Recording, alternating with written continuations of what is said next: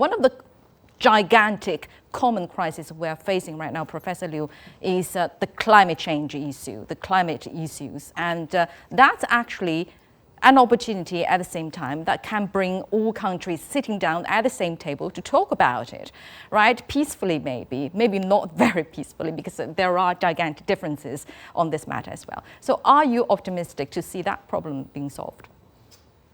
Well, as a researcher in philosophy and ethics, I would say, okay, human beings are really the young species on this very small planet. Yes. And they are born as community animals, so therefore they need to hug together and work hand in hand. And in the same time, they need to learn faster, to be more creative in order to survive, because individually they are more vulnerable than monkeys, than polar bears. And so that really set the notion of togetherness, as we have discussed. But in the meantime, human beings are more greedy than any other animals because they always wanted to possess more. But that's really the motive, to move forward the civilization. If some would say it's for human being survival, how would you answer that? If we are able to have a rule-based framework, so that nobody is there to predate on the other's interest in terms of the territory, in terms of the material wealth, and also human dignity. And now you talk about the crisis, and I would say that the biggest crisis is not really climate change, is not really about the pandemic, but also the human greed that is unchecked.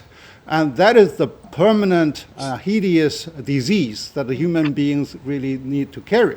So to solve the problem, we are able to make sure that people are able to compete, because people wanted to stand out and to possess more on a fair basis.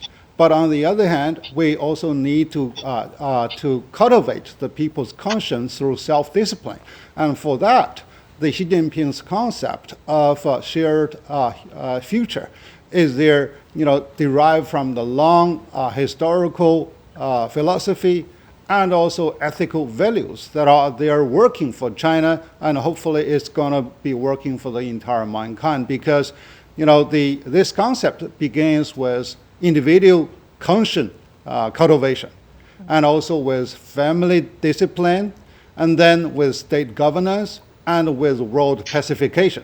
Right. And that really allows inclusivity in which universal values are there to be applied for all human beings with respect, and also particular attention needs to be paid to differences of the social, political, and cultural backgrounds. So that's something that can be promoted. But the issue is that this concept is really there to be highly valuable, but we need to strategize it into a more of the global lexicon in which that people from different cultural, different social background can really interpret it in the right direction, instead of it being misused and abused.